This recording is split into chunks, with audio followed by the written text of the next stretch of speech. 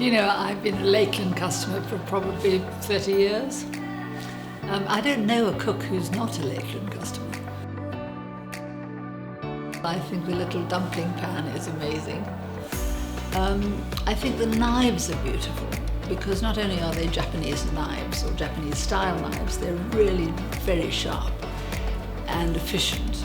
And I like the colours and the red and the fabric. Do you know a karahi pan? It sounds so sort of exotic and amazing, but the truth of the matter is it's just a little wok. It does everything the wok does, but you can also you can do anything in it. You can cook in it, you can fry in it, you can serve in it. It always has two handles.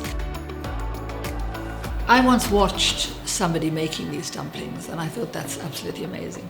So I borrowed the pan and had a go. It's like making a Scotch pancake or Yorkshire pudding. Do you know, I didn't start cooking until I was 19 or 20. When I went to France to university, and I lived there for 2 years. And you can't live in France without becoming interested in cooking. No, I cook for the family. And anyway, I love it. I sort of would feel a bit usurped if somebody took over my kitchen. I teach my grandchildren to cook.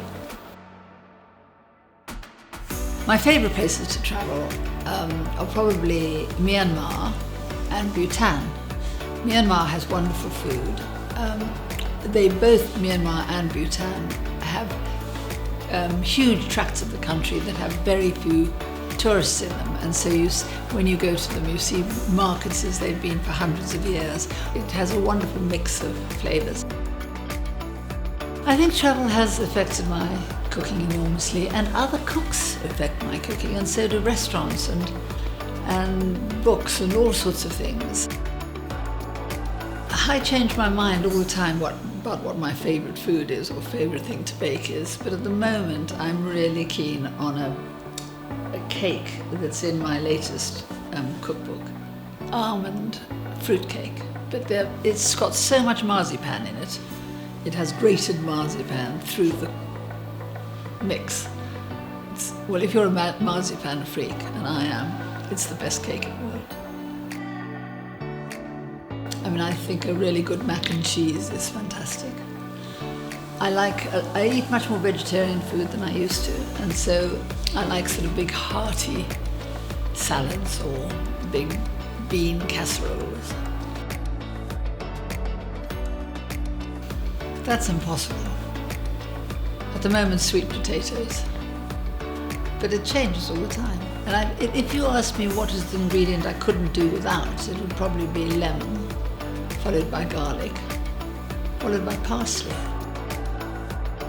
My favourite recipes to cook are usually slow-cooked, savoury things. So my worst failure, I think, was probably the first thing I ever cooked, which was a Christmas cake, and we made them at school. And it took the whole term to do, and finally I had this thing iced and a beautiful, smooth royal icing on the top, and I'd painted in food dyes the 3 kings with a star. And anyway, I went home with this. I was so proud of it. What I had not done is add the glycerine to the royal icing, so it set like concrete. It was very thick icing because I'd had so many layers to get it smooth. And when my father tried to cut it, he couldn't, and so he ended up breaking a bone-handled knife. It was my mother's prize knife, by hitting it with a hammer, using it like a chisel to get through the concrete. And all that had happened was he broke the knife. And so in the end we had to turn the cake over and scoop the crumb out of the concrete shell of icing. And they've never let me forget it. That was my first and I hope worst failure.